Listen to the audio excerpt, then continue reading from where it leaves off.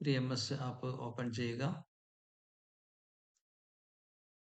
Open ചെയ്ത ശേഷം അതിലെ താഴെ ഹോം ബട്ടണുകളിൽ ബൈ ആൻഡ് സെൽ എന്നുള്ളത് സെലക്ട് ചെയ്യുക. ഇവിടെ 2 ടാബുകൾ കാണാം. ഒന്ന് ഷോപ്പ് നൗ, ഒന്ന് മൈ സ്റ്റോർ. ഇതിന്റെ മുകളിൽ ലൊക്കേഷൻ കാണിക്കും. കറന്റ് ലൊക്കേഷൻ ആയിരിക്കും ഇവിടെ ഡിസ്പ്ലേ ആവുക. അതേപോലെ തന്നെ ഇവിടെ നമ്മൾ പർച്ചേസ് ചെയ്തിട്ടുള്ള സാധനങ്ങൾ കാർട്ടിലേക്ക് ഇവിടെ കാണും. ഓർഡർ കാർട്ടിലേക്ക് മാറ്റിയിട്ടുള്ളത്.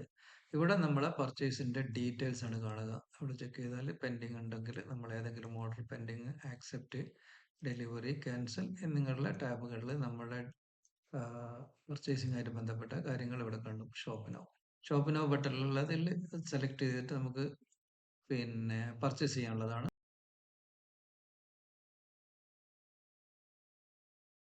ഇവിടെ പരിചയപ്പെടുന്നത് മൈ സ്റ്റോർ. എങ്ങനെയാണ് നമ്മളൊരു സ്റ്റോർ ക്രിയേറ്റ് ചെയ്യുന്നത്?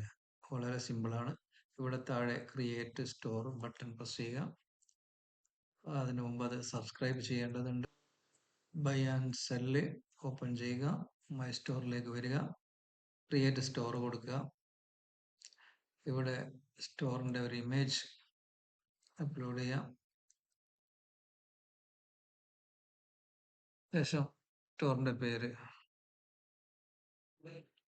സ്റ്റോറിന്റെ കാറ്റഗറി ഏതാണെന്നുള്ളത് ഇവിടെ സെലക്ട് ചെയ്യാം. ഏത് സെക്ഷൻ ആണെന്നുള്ളത്, home, agriculture, cleaning, jewellery, Spicer, bakery, cake shop, bakery ആയിട്ട് ബന്ധപ്പെട്ട് സെലക്ട് ചെയ്യാം. ഇനി വേറെ ഏതെങ്കിലും അതിൽ ഐറ്റംസ് ഉണ്ടെങ്കിൽ അതൊക്കെ സെലക്ട് ചെയ്യാം. സെലക്ട് ചെയ്ത ശേഷം ഓക്കെ കൊടുക്കുക. അതുപോലെ കാറ്റഗറി സെലക്ട് ചെയ്ത് കഴിഞ്ഞു. ഇനി ഇവിടെ കൊടുക്കാനുള്ള കുറച്ച് കാര്യങ്ങൾ ഉണ്ട്. അത് സെലക്ട് ചെയ്യാം. ടാക്സ് നമ്പർ ഉണ്ടെങ്കിൽ അത് ഇവിടെ കൊടുക്കാം, ഓപ്ഷനിലാണ്. സ്റ്റോറിന്റെ അഡ്രസ്സ് നമ്മൾ എവിടെയാണ് ലൊക്കേറ്റ് ചെയ്യുന്നുള്ളത്.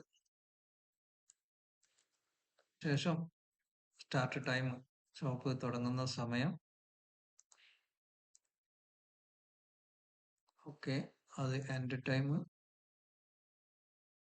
കൊടുക്കുക. പിന്നെ ലൊക്കേഷൻ, നിങ്ങളെ ലൊക്കേഷൻ മാപ്പിൽ നിന്ന് നിങ്ങളെ ഷോപ്പിന്റെ ലൊക്കേഷൻ സെലക്ട് ചെയ്യാം. ശേഷം ഓക്കെ കൊടുക്കുക. പിന്നെ നിങ്ങളെ ബാങ്കിന്റെ QR കോഡ് ഏതാണ് അത് കൊടുക്കുക, അപ്ലോഡ് ചെയ്യാം. ശേഷം UPI നമ്പർ,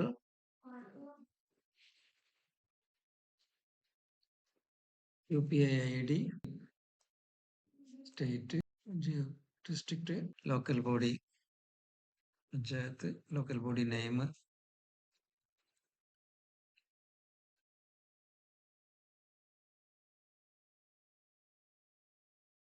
ഡോക്യുമെന്റ്, നമ്മളെ ഷോപ്പ് സംബന്ധമായിട്ടുള്ള ഡോക്യുമെന്റ് ഇവിടെ അപ്ലോഡ് ചെയ്യാം. ശേഷം വാർഡ്, ഏത് വാർഡിലാണെന്നുള്ള എഴുതുക, ഫിനിഷ്. ഇപ്പൊ നിങ്ങൾ ഷോപ്പ് ക്രിയേറ്റ് ചെയ്ത് കഴിഞ്ഞു. ഇനി അത് പെർമിഷൻ വെരിഫൈ ചെയ്തതിന് ശേഷം മാത്രമാണ് ബാക്കിയുള്ള കാര്യങ്ങൾ നിങ്ങൾക്ക് അത് അഡ്മിനിസ്ട്രേഷനിൽ നിന്നും അത് വെരിഫിക്കേഷൻ ചെന്നാൽ വെരിഫിക്കേഷൻ നോട്ടീസ് ലഭിക്കുന്നത്.